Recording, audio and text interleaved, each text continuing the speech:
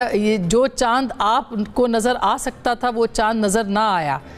ہم سینٹ کے الیکشن کی بات کر رہے ہیں کہ پاکستان تحریک انصاف نے آج راہ فرار اختیار کی ہے، حکمت عملی ٹھیک نہیں تھی، یہ کیا کہیں گے؟ بہت شکریہ۔ بسم اللہ الرحمن الرحیم، اللہم صلی وسلم مبارک علی سیدنا محمد وعلی آل محمد۔ ہر کسی کا آپ نے کب عید کی بات چل رہی ہے تو ہر کسی کا اپنا اپنا چاند ہوتا ہے۔ ایک چاند تو سب کا ہے جو اوپر آسمان پہ تلاش کر رہے ہیں، ایک چاند اڈیالہ بیٹھا ہے، باقی بہت سارے چاند ہیں اور کچھ گہناگے ہیں اور کچھ کو اماوس کی رات نے ڈس لیا۔ یہ جو آج کے الیکشن کی آپ بات کر رہی ہیں، دیکھیے ہم اصولی موقف پہ قائم ہیں۔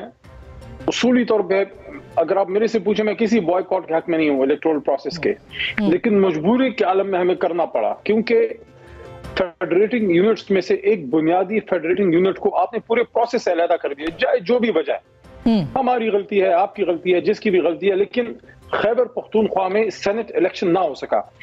اب سینٹ الیکشن جب نہ ہوا تو آرٹیکل 59 اور 60 کے تحت آپ کا الیکشن ہو ہی نہیں سکتا چیئرمین اور ڈپٹی چیئرمین کا، کیونکہ آپ کا کورم پورا نہیں ہے۔ میں نے آج بڑی تفصیل سے دیکھا، حالانکہ میں گاؤں میں ہوں اور کل آیا ہوں، لیکن میں نے سارا فالو کیا ہے۔ لا منسٹر کا آرگومنٹ ہی فلاڈ ہے۔ لا منسٹر صاحب کو میں نے سنا، علی ظفر صاحب کو بھی سنا۔ لا منسٹر صاحب فرماتے ہیں کہ جناب یہ اس طرح سے 5-6 بندے کوئی بھی استعفیٰ دے دے کبھی پورا نہیں ہوگا۔ یس، آئی ایگری ود ہم آن دیٹ پوائنٹ، لیکن جب پورے صوبے میں الیکشن نہ ہونا وہ ایک علیحدہ چیز ہے، کسی ممبر کا استعفیٰ دینا وہ ایک علیحدہ چیز ہے۔ ایک فیڈریٹنگ یونٹ میں الیکشن نہیں ہوا اور اس کے بغیر، یہ میں نقطہ بڑا اہم رکھ رہا ہوں، اور بعد میں اس پہ فارمر پرائم منسٹر آپ کے پاس بیٹھے ہیں خاقان صاحب، ان سے بھی اس پہ رائے لیجئے گا کہ آپ نے میسج کیا دیا ہے پاکستان کے ایک حساس صوبے کو کہ ہم آپ کے بغیر بھی چلا لیں گے، آپ نہ بھی ہوں۔ نہیں، مگر بالکل آپ کا یہ پوائنٹ ہے، لیکن جو میسج خیبر پختونخوا سے آیا ہے علی محمد خان صاحب، وہ بھی تو بڑا عجیب ہے نا، کہ عدالت نے کہہ دیا، الیکشن کمیشن نے کہہ دیا، مگر وہاں پہ الیکشن نہیں ہو سکا۔ یہ بھی تو دیکھیے نا کہ اس لیے کہ وہاں پہ اکثریت ہے آپ کی جماعت کی، اور ایک آئینی عمل میں رکاوٹ بہرحال ہوئی ہے۔ آئینی عمل میں سب سے بڑی رکاوٹ جو ہے یہ موجودہ حکمران اور ان کے جو بھی فیسیلیٹیٹر ہیں، جن لوگوں نے یہ سارا کچھ کروایا ہے۔ آئین تو اب ایک کاغذ کا ٹکڑا رہ گیا ہے جو اس طرح کی گرین جلدوں کے اندر پڑا ہوتا ہے۔ آئین تو یہ کہہ رہا تھا کہ آپ 60 دنوں میں الیکشن کریں، کیا مرمانے تھا؟ کیا ایک نیوکلیر اسلامک سٹیٹ جس کے پاس دنیا کی سب سے مضبوط ترین فوج موجود ہے اور بہترین ہمارے پاس حساس ادارہ ہے اور بہترین ہمارے پاس پولیس ہے، رینجرز ہے، سب کچھ ہے، ہم الیکشن نہیں کرا سکتے تھے؟ ہم جب 2013 میں الیکشن میں گئے، میاں صاحب جب وزیر اعظم بنے تھے 13 میں، اس وقت اس سے زیادہ برے حالات تھے۔ تو اگر آپ آئین کی بات کرتی ہیں تو یہ تو سارا سسٹم ہی غیر آئینی چل رہا ہے۔ لیکن ایک بار پھر وہ بات کرتے ہیں، دیکھیے اگر اس ملک کو ڈیموکریسی سے چلانا ہے، جس کا جو مینڈیٹ ہے وہ اس کو دینا پڑے گا۔ ماضی کی غلطیوں کو بنیاد بنا کے آج اگر کوئی ہمیں یہ کہے کہ آپ یہ کرتے تھے تو اب یہ صحیح ہے، نو، ہم نے اگر کوئی غلط کیا ہے، ہم سے پہلے غلط ہوا ہے، وہ غلط ہے، لیکن اس کی بنیاد پہ آج غلط بالکل صحیح بات ہے، لیکن غلطیوں کا ازالہ تو ہونا۔ دیکھیں نا علی محمد خان صاحب، آپ کی جماعت اس وقت نمبرز کے اعتبار سے قومی اسمبلی کی سب سے بڑی جماعت ہے، لیکن وہ اقتدار میں نہیں ہے۔ آپ کی سینٹ کے اندر بھی سب سے بڑی نمبر بنتی ہے، اگر آپ الیکشن آج ہو جاتا تو آپ کا ہی نمبر ہوتا، آپ الیکشن میں شامل ہی نہیں ہوئے۔ پاکستان پیپلز پارٹی تیسرے نمبر پہ اس وقت، اس کے باوجود وہ ہر جگہ پہ اہم پوزیشنز پہ ہے۔ تو یہ سیاست ہے، یہ ممکنات کا نام ہے، آپ ممکنات کو ناممکنات میں بدل رہے ہیں، یہ کس قسم کی سیاست ہے؟ دیکھیں، ایک ہے اصولی سیاست، نظریے کی سیاست، دوسری ہے پاور پالیٹکس۔ نظریے کی سیاست یہ ہے کہ آپ کسی ایشو پہ اپنے بدترین مخالف کے ساتھ بھی بیٹھ سکتے ہیں معاملہ حل کرنے کے لیے۔ اس کا مطلب یہ نہیں ہوتا کہ آپ یا اس کے نظریے پہ آ جائیں یا وہ آپ کے نظریے پہ آ جائے۔ کسی بھی معاملے پہ آپ اپوزیشن یا حکومت بیٹھتی ہے، کشمیر کا مسئلہ ہے، فورن افیئرز ہے، کوئی انٹرنل سیکیورٹی ہے، معاشی مسئلہ ہے، کوئی واٹر کا ایشو ہے، کوئی ایگریکلچر، بے شمار مسائل، اس پہ آپ بیٹھ سکتے ہیں، بات کر سکتے ہیں۔ لیکن ایک نظریاتی جماعت جو کرپشن کے خلاف بنی ہے، جو میرٹوکریسی کے لیے بنی ہے، جو پاکستان کے نظام کو آئین پہ چلانے کے لیے بنی ہے، اس کو اگر آپ ان جماعتوں کے ساتھ یہ کہنے پہ مجبور کر دیں کہ آپ حکومت کا حصہ بن جائیں کیونکہ جمہوریت کی بقا کے لیے ضروری ہے، تو یہاں پہ پھر آپ حکومت تو بنا لیں گے لیکن آپ کے نظریے کی موت ہو جائے گی. مگر وہ نظریہ کہاں گیا تھا جب بزنجو صاحب کا الیکشن چوری ہوا؟ دیکھیں نا وہ نظریہ کب گیا جب ان کا چوری ہوا, جب کیمرے پکڑے گئے. نہیں دیکھیں نا, پھر یہ تو نہیں ہو سکتا نا کہ جب آپ کو سوٹ کرے تو اچھا ہو, جب آپ کو سوٹ نہ کرے تو اچھا نہیں ہو.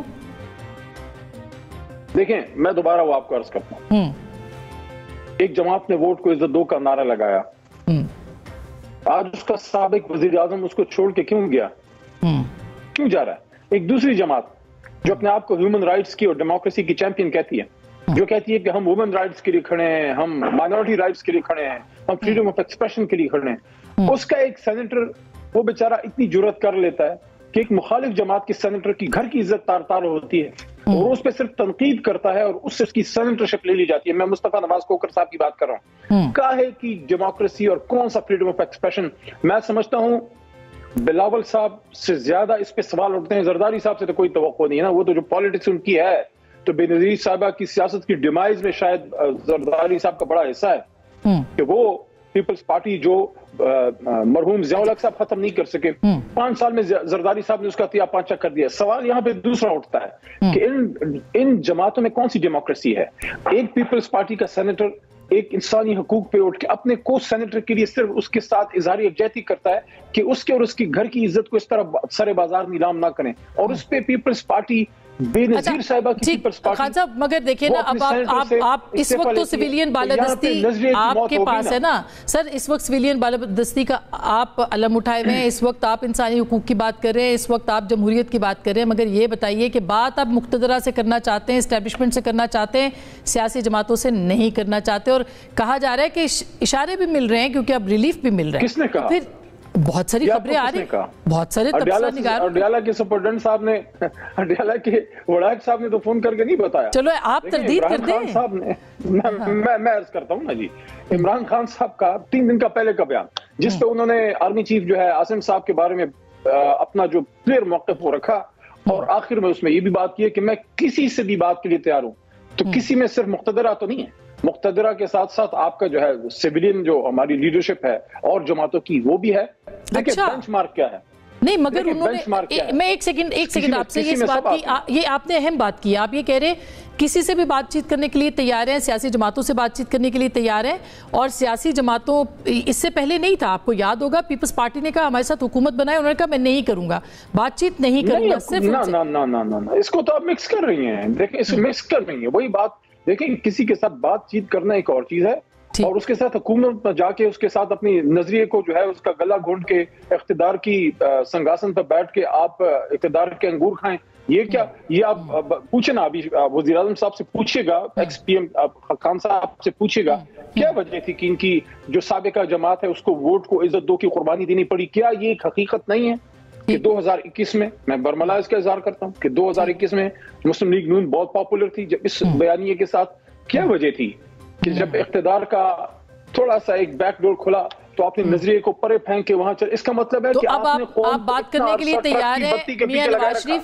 ٹھیک, میاں نواز شریف کے ساتھ بھی, زرداری صاحب کے ساتھ بھی بات کرنے کے لیے تیار ہوں گے عمران خان صاحب؟ اصولی موقف یہ ہے کہ جس کا مینڈیٹ ہے اس کو واپس کریں. ٹھیک, پولیٹیکل مقاصد کے لیے لوگوں پہ جو غلط کیسز ہیں وہ واپس ہونے چاہیے.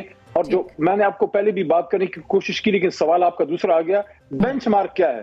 میں کلیئرلی بات کر رہا ہوں ایز اے پاکستان تحریک انصاف کے ایک ایم این اے کے, اور ایک اس ملک کے ایک شہری کے, ایک سیاسی کارکن کے, اور ایک ایسے شخص کے جو اپنے باپ کے بعد سب سے زیادہ عزت اس شخص کو دیتا ہے جو پیچھے قائد اعظم کی تصویر لگی ہے. انہوں نے جو سٹاف کالج میں سپیچ کی تھی, سٹاف کالج میں کوئٹہ میں جو سپیچ کی 1948 میں, کہ سویلین لیڈرشپ جو ہے پالیسی میکنگ کرے گی اور ہماری جو ڈیفنس فورسز ہیں وہ پاکستان کی حفاظت کریں گی. جب یہ کانسٹیٹیوشن لائنز کراس ہوں گی پاکستان کو مسئلے ہوں گے, چاہے ہم کراس کرواتے ہیں چاہے کوئی اور کراس کرواتا ہے. وقتی طور پہ آپ کو فائدہ ہوگا, نقصان سیاسی لیڈرشپ کا بھی ہوگا, بدنامی اسٹیبلشمنٹ کی بھی ہوگی. حق اس میں یہ ہے, طریقہ یہ ہے جو آئین میں لکھا ہے, جو قائد فرما گے جتنا اس کے نزدیک جاتے جائیں گے اتنا ہی پاکستان کی سیاست سے گند صاف ہوتا جائے گا.